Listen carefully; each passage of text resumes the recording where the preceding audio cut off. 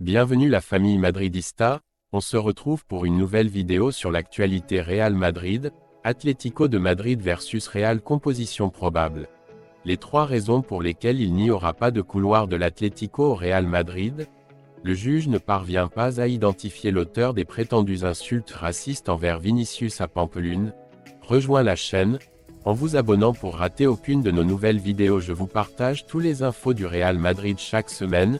N'hésitez pas à vous abonner en activant la cloche de notification pour suivre toutes les dernières informations du Real Madrid. Je vous dis tout, on commence. Atlético de Madrid versus Real composition probable. Dans l'attente du deuxième derby madrilène en une semaine, l'Atlético de Madrid se prépare à accueillir le Real Madrid au stade Civita Metropolitano dans une revanche attendue de la Supercoupe d'Espagne. Après un affrontement intense en Arabie Saoudite, où le Real a émergé victorieux en prolongation, les deux équipes se retrouvent pour une confrontation ardente sur le terrain de l'Atlético. Le Real Madrid, près d'une victoire en Supercoupe, affiche une confiance renouvelée, mais le calendrier exigeant avec des confrontations à venir contre l'Atlético et le FC Barcelone rend la période cruciale. Les blessures viennent cependant assombrir leur situation, avec Courtois, Militao, Alaba et Lucas Vázquez absents pour diverses raisons. Côté Atlético, la déception de la Supercoupe se combine avec des défis physiques, avec Lemar et Pablo Barrios indisponibles pour le match en raison de blessures. Néanmoins, l'équipe dirigée par Diego Simeone compte sur ses joueurs clés tels qu'Oblak, Koke et Griezmann pour faire face à ce défi crucial à domicile. Avec un public passionné de Madrid en toile de fond, le match promet d'être une bataille acharnée entre les rivaux acharnés. Les compositions probables laissent entrevoir des tactiques intrigantes, et les supporters attendent avec impatience un spectacle de football de haute intensité lors de cette confrontation électrisante le 18 janvier 2024. Les trois raisons pour lesquelles il n'y aura pas de couloir de l'Atlético au Real Madrid. Le Real Madrid a remporté la Supercoupe et son prochain match aura lieu contre l'Atlético au Metropolitano. En 2022, les Colchonros ne l'ont pas fait et ont accroché une banderole qui disait « Entre la presse et ceux en jaune, 120 ans de couloir ». Depuis de nombreuses années, c'est une tradition dans le monde du football de recevoir le champion dans un couloir. Cependant, cette coutume s'est perdue au fil du temps, dont le ton de mépris et de moquerie a récemment pris le dessus sur celui de la noblesse et de la reconnaissance. Cette fois, la polémique sur « qu'il y aura ou non un couloir » revient au Real Madrid et à l'Atlético de Madrid, qui s'affronteront ce dimanche, 21h, au Wanda Metropolitano. Les Blancs arrivent au derby de la Coupe après avoir été sacrés champions de la Supercoupe d'Espagne à Riyad et affronteront les Colchonros, qui ne céderont pas la place à leurs voisins, par respect pour les supporters, comme l'a confirmé Simeone en conférence de presse.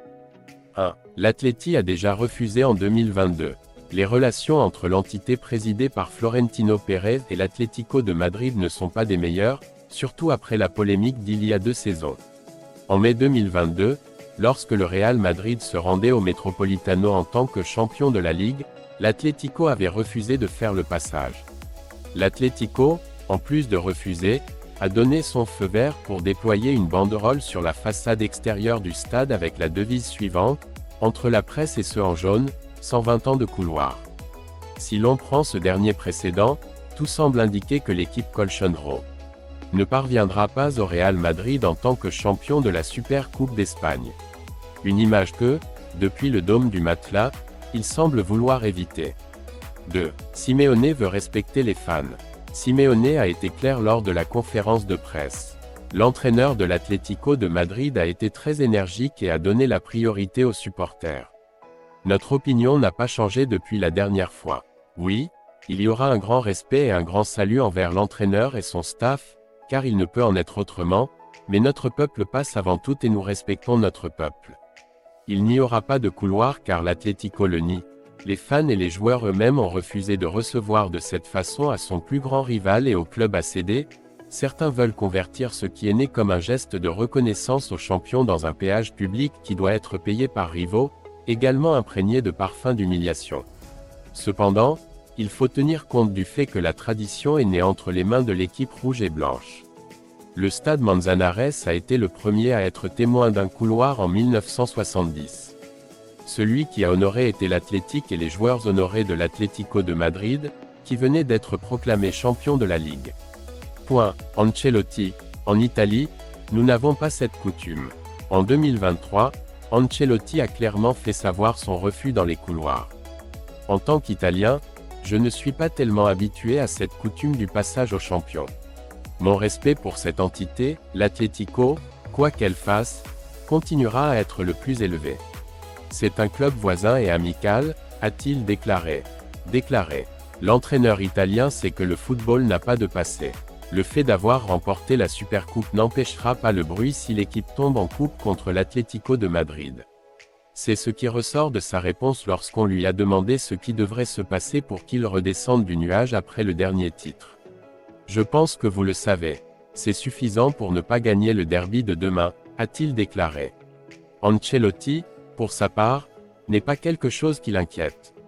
S'ils le font, c'est parfait, voire parfait, a-t-il commenté. Autre précédent, José María Giménez, le défenseur central uruguayen de 2022 a prononcé ces mots dans le couloir avant le derby, couloir vers Madrid. Nous vous félicitons, mais nous respectons beaucoup nos supporters, a-t-il déclaré après le match. Jean Oblak a été plus clair. En tant que capitaine, je fais partie de ceux qui n'aiment pas donner ou recevoir des couloirs, mais le club décidera et nous ferons le nécessaire. Une idée claire de ce que pense l'équipe. L'année dernière, Ceuta n'a pas cédé sa place au Barça.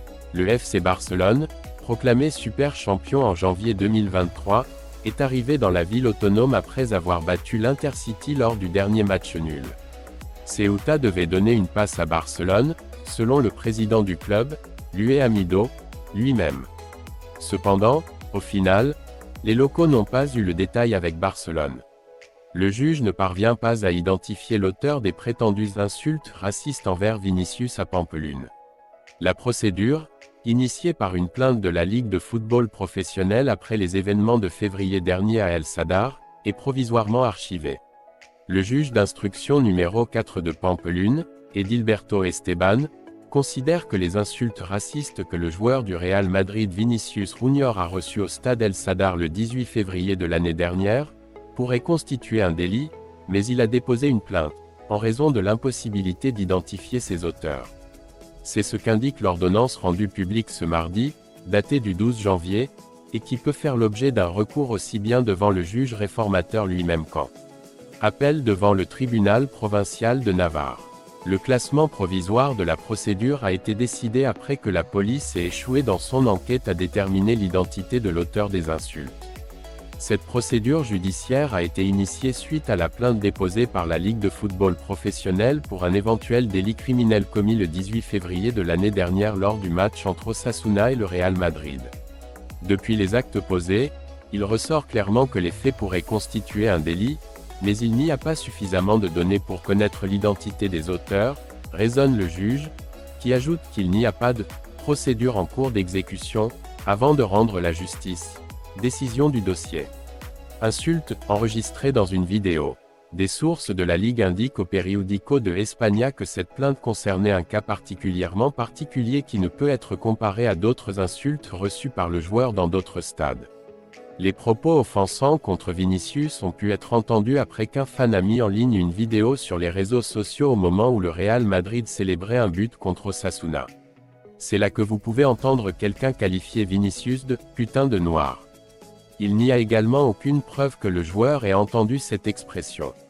Après la révélation de cette vidéo, c'est la Ligue elle-même qui a rapporté les événements, et pour ce faire, elle s'est appuyée sur le témoignage de la personne qui a réalisé l'enregistrement et qui s'est adressée à l'organisation via le canal Stop Racism activé par l'organisation elle-même.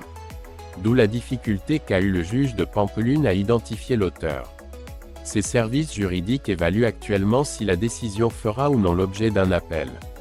Contre le racisme, cette décision intervient un jour après que l'équipe brésilienne et Vinicius lui-même ont reçu le prix du Fair Play lors du concours The Best de la FIFA pour leur lutte contre le fléau du racisme dans le football, en reconnaissance du maillot noir qu'ils portaient lors d'un match pour rendre le problème visible, rapporte Fermín de la Calle. La Ligue a signalé au moins une douzaine de cas d'insultes racistes contre Vinicius dans divers domaines espagnols au cours de l'année écoulée à Barcelone, Majorque, Madrid, Valladolid, Pampelune, Séville et Valence, etc., traités devant différents tribunaux espagnols. L'une des plus avancées est celle qui implique les 4 jeunes accusés d'avoir suspendu une poupée du footballeur sur un pont de Madrid. La semaine dernière, ils se sont rendus au tribunal d'instruction pour savoir si la procédure allait passer par un procès oral. Les prévenus siégeront sur le banc des accusés au tribunal provincial de Madrid, mais pas avant l'été prochain, selon Europa Press, citant des sources judiciaires. Le procureur requiert à leur encontre une peine de 4 ans de prison pour un délit de menace et un autre contre l'intégrité morale.